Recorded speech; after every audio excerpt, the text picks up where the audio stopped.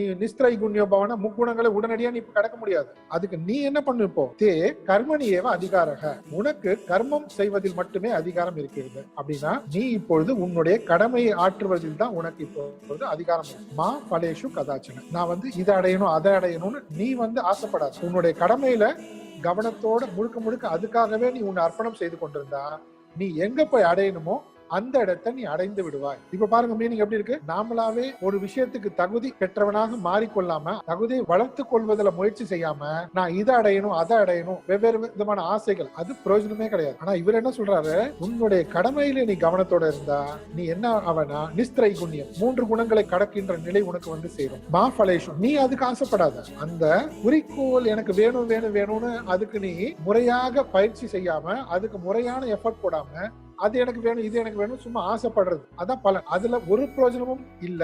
ஏன்னா அது நிறைவேறாது. வெறும் ஆசை மட்டும் பட்டனா.